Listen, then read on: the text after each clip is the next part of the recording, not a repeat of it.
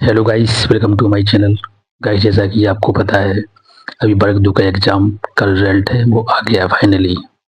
And preview उन्होंने करवाया, mains भी उन्होंने करवाया है। अब बारी है नेक्स्ट पेपर की कि अगला पेपर कब आएगा, पात्रता परीक्षा कब ली जाएगी। देखो, उन्होंने रिजल्ट तो जारी कर दिया है, तो नियुक्ति पत्र भी वो जल्दी से देंगे, ज़्यादा देरी नहीं लगाएंगे। अब उनका आगे का शेड्यूल है वो जल्दी पूरा होगा। अब उसमें कोई दो राय नहीं है कि वो उसमें कुछ अब रुकावट होने वाली है। रुकावट किसी प्रकार की नहीं होने वाली है। अब जो कैंडिडेट फेल हो गए हैं, जो कैंडिडेट बिल्कुल बाहर हो गए हैं, और इस बार तो सबसे बड़ी बात ये है कि उसमें कोई वेटिंग लिस्ट भी नहीं आई है। आप समझ सकते हो, वेटिंग लिस्ट आवे से कुछ ना कुछ उम्मीद बनी रहती है। जैसे जो छात्र बिल्कुल नजदीक थे, 2 4 5 नंबर से रुक गए हैं, या बहुत अच्छे नंबर होने के बावजूद भी कोई वेटिंग लिस्ट शो भी नहीं करी गई इस बार, तो जो बहुत बड़ा फेलियर समझो आप, कि आपको लिस्ट में आने के लिए कितनी मेहनत करनी पड़ेगी जब आप उस लिस्ट के अंदर आ पाएंगे। वैकेंसी का लेवल तो आप जानते ही हो, लैक ऑफ वैकेंसी है पूरी, मतलब लैक ऑफ वैकेंसी में आपका नंबर कहाँ होगा। तो बस इन्हीं सब बातों पे बात करना चाहेंगे कि इम्पोर्टेंट थिंग्स आप ऐसी, या इम्पोर्टेंट ट्रिक क्या बनाए जिससे आपके जबरदस्त नंबर आ जाए और आप लिस्ट में कहीं ना कहीं शामिल हो। गाइस, आपको पता है वैकेंसी का लेवल बहुत ही कम है, और अब बीएड घर घर हो गई है। बीएड हर बच्चा कर रहा है, हर 2 से तीसरा बच्चा आपको बीएड करना, मतलब ऑलरेडी बीएड करे हुए मिलेगा। कैंडिडेट ज़्यादा हैं, वैकेंसी कम है, कंपटीशन हल्के हैं। तो आपको उसका इंतजार न करके कि पात्रता परीक्षा कब होगी, कितने महीने बाद आएगा, आएगी कि नहीं आएगी, उन सब पे फोकस न करके आपको अपनी तैयारी पे फोकस करना है। पात्रता परीक्षा स्पेशली जो लोग पात्रता परीक्षा निकाले हुए हैं वो मेंस पे फोकस करें। ईएसपी अपना काम कर रही है, वो लेट लपाट कर रही है, लेकिन कर तो रही है ना। पेपर भी उन्होंने करवाया, प्री भी करवाया, मेंस भी का रिजल्ट पेपर करवाया है, और उसके बाद उन्होंने रिजल्ट भी जारी कर दिया है। तो अब नेक्स्ट पात्रता परीक्षा की बारी है, जब भी होगी जल्द से जल्द होगी। मैं गारंटी से बोल रहा हूँ कि ये समझो कि दिसंबर, आफ्टर दिसंबर तक उन्हें पात्रता परीक्षा के बारे में कुछ ना कुछ फिर से धमाका कर डालना है। मतलब कि परीक्षा अचानक ही आ जाएगी कि पात्रता परीक्षा का नोटिफिकेशन आ गया है फिर से।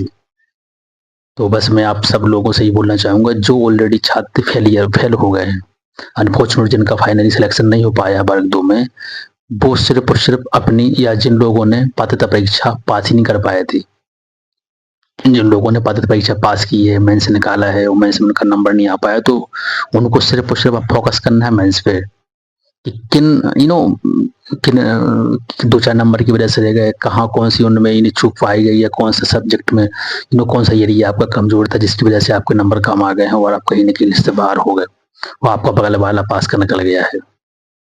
तो आपको सभी उन कमियों पर फोकस करना है गाइस। आप इसके भरोसे मत रहिए कि आपका नोटिफिकेशन कब आएगा, पेपर कब होगा। नोटिफिकेशन भी आएगा, पेपर भी होगा, सारे सिस्टम ऑन द टाइम होंगे, बट आप कहाँ हैं, आपकी तैयारी कितनी है। सबसे इम्पोर्टेंट बात तो ये है ना।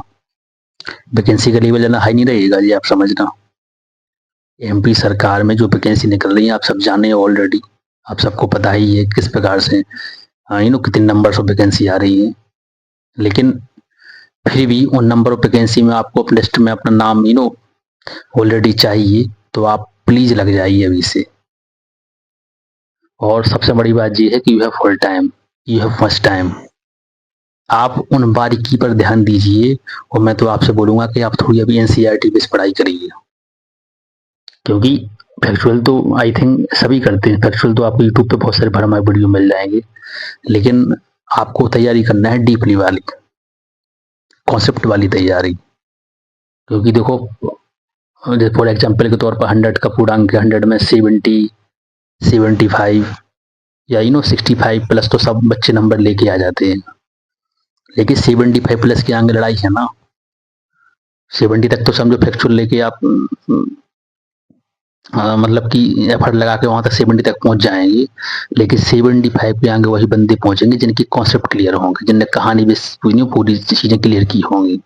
तो मैं आपको बस रिकमेंड करना चाहूँगा कि अभी आपके पास टाइम है, आप कोई एक कोर्स परचेज़ करिए।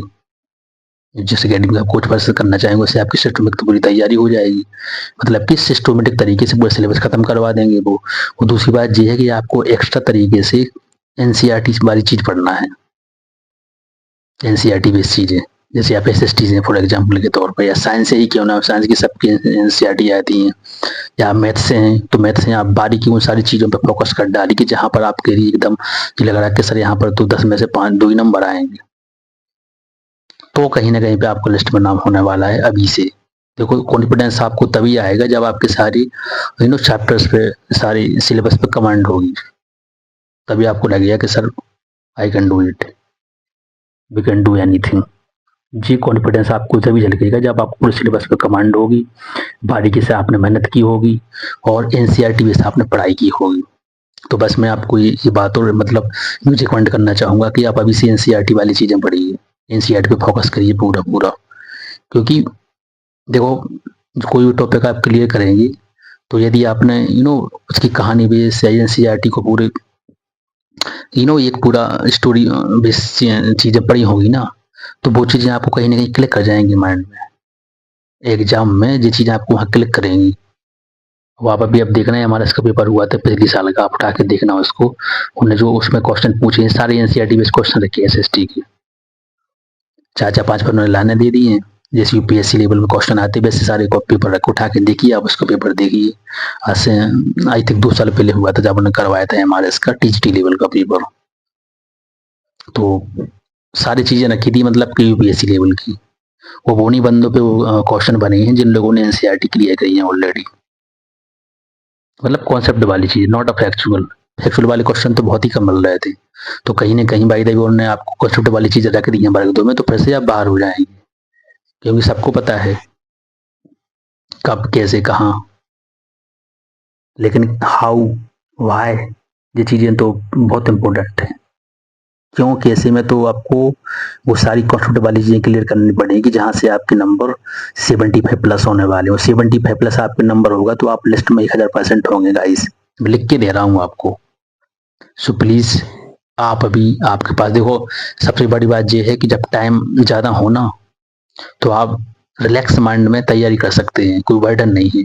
जब जैसे चलो ठीक है, फॉर एग्जाम्पल दिसंबर में नोटिफिकेशन दे दो कि नहीं पात्रता परीक्षा दिसंबर में होने वाली है, फिर तो आपके पास टाइम टाइम बहुत ही ज़्यादा कम है, फिर तो सारे बच्चे लग जाएंगी। अभी तो सब बच्चे रिलैक्स में बैठे हैं ना, कुछ वेट कर रहे हैं कि नोटिफिकेशन आएगा कि नहीं आएगा, परीक्षा होगी कि नहीं होगी। बट आपको पता है कि परीक्षा होगी, पात्रता परीक्षा का नोटिफिकेशन जनवरी तक, फरवरी तक जब भी आएगा बिल्कुल पक्का आएगा। क्योंकि जो जो जो प्रक्रिया है ना ज्वाइन लेटर वाली, ये तो फिर करेंगे, इसको क्लोज करने के बाद ही वो देंगे, तो इसमें ना टाइम लगने वाला नहीं है। वो जो बंदा बंदी बिल्कुल बाहर हो गए ना पात्रता परीक्षा से, वो तो ऑलरेडी बिल्कुल घोर के पी ले पूरा सिलेबस। वो जो लोग मेंस मेंस दे के भी बाहर हुए हैं, लिस्ट में उनका नाम नहीं आया है, तो उनको भी अपनी कमी पे पूरा फोकस करना है, वो अभी से करना है। क्योंकि टाइम आपके पास बचे है, बहुत ज़्यादा टाइम है, विदाउट एनी बर्डन। प्लीज़। और देखो एक और है, जब आप अपनी सिलेबस पे कमांड करेंगे तो ऐसा नहीं है कि आप वर्ग 2 के लिए ही, एमपी के लिए ही बैठे हुए हैं। अनदर एग्जाम के लिए भी तैयारी आपकी हो रही है। आपके वैसा कमांड होना मतलब कि नहीं कि सिर्फ वर्ग 2 के लिए ही। यदि आप अदर स्टेट में भी हाथ रखेंगे तो वहाँ भी क्वालिफाई कर जाएंगे। तो बेनिफिट आपको हर जगह मिलने वाला है, लेकिन आपकी कमांड अपने वर्ग 2 पे ही होना चाहिए। जिस एग्जाम की तैयारी कर रहा हूँ उस पर होना चाहिए आपकी कमांड। तो बस मैं आपको इस वीडियो के माध्यम से ही बताना चाह रहा था कि प्लीज़ आप नोटिफिकेशन के भरोसे मत रहिए कि कब आना है, 1 महीना, 2 महीना, 3 महीना। 1 महीना लेट भी आएगा ना तो आपकी पढ़ाई में एकदम पूरा ग्लो हो जाएगा। आपको लगेगा कि सर मज़ा आ गया है, अब तो हम कहीं से भी क्वेश्चन तो डालेंगे। यदि ऐसे कॉन्फिडेंस आ गया ना तो आई एम श्योर कि आपका सिलेक्शन पक्का है। आप लिस्ट में 100% हैं गाइस। तो प्लीज़ नोटिफिकेशन के भरोसे मत रहिए, या ज़्यादा वेट करिए, आएगी। ये भी अपना काम कर रही है। देखो अभी उनको सेट का पेपर करवाना, तो सेट का उन्होंने ये भी कर दिया, एमपी सेट का भी हर साल दे रहे हैं। कहाँ पहले आपको पता होगा तो 17 में निकला था एमपी सेट का। अचानक उन्होंने दिया था, मतलब कि वो 22-23 में 5-6 साल बाद आया था। अब वो हर साल करवा रहे हैं, तो कहीं ना कहीं सुधार है। और अब ये भी सुनने के लिए आया है कि जो पात्रता परीक्षा वो हर साल ही लेंगे। वो पात्रता परीक्षा हर साल ही होगी अब, वर्ग 1 वर्ग 2 की। और जब पात्रता परीक्षा लेंगे तो कहीं ना कहीं मेंस की भी कोई होड़ मचेगी कि मेंस करवाओ, मेंस करो, मेंस भी लेंगे फिर वो। तो बस आप सब लोगों से यही रिक्वेस्ट है कि आप प्लीज अपने सिलेबस पे कमांड रखें। कमांड ही रखें, महा कमांड रखें। बिल्कुल कि आप पूरे सिलेबस को घोर के पी जाओ। घोर के पीने का मतलब ये है कि आपको हर एक बारी की चीज पे पूरा पूरा कॉन्सेप्ट वाली चीज क्लियर होना चाहिए। तभी आप समझ सकते हैं कि कहीं ना कहीं हम उस लिस्ट में शामिल होंगे जहां पर वो चयन वाले बच्चे हो जाते हैं। प्लीज आप बात मानिए, और कोई बिल्कुल वेट, मतलब किसी प्रकार का वेट मत करिए कि नोटिफिकेशन कब आएगा कब नहीं आएगा। आपको सिर्फ और सिर्फ तैयारी पे फोकस करना है। एक्स्ट्रा 1 मंथ मिलेगा, 2 मंथ मिलेगा, तो आपकी तैयारी को उतने 4 चांद लगने वाले हैं गाइस। सो प्लीज फोकस होइए, अभी से फोकस होइए।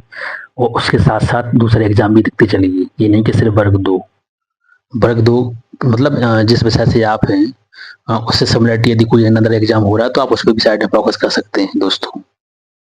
क्योंकि जब आप दूसरे एग्जाम पे फोकस करेंगे ना कहीं आपकी टेंशन एजेंटी जो मतलब टेंशन वगैरह है ना, स्ट्रेस माइंड में रहता है कि नहीं सर इसी पे और नहीं हो पाया तो और भी ना टेंशन बढ़ गई। तो टेंशन भी थोड़ी कम होगी, चलो उसको भी साइड में देख लेते हैं। तो आज ये सारी बातें हैं, मुझे ये सब बातें शेयर करना चाह रहा था। तो प्लीज़ सब लोगों से रिक्वेस्ट है कि आप लोग वेट मत करें कि वर्ग 2 का एग्जाम कब हो रहा है, कब पात्रता परीक्षा का नोटिफिकेशन आएगा। वो छोड़ के आप सिर्फ और सिर्फ अपनी तैयारी पर फोकस करें दोस्तों।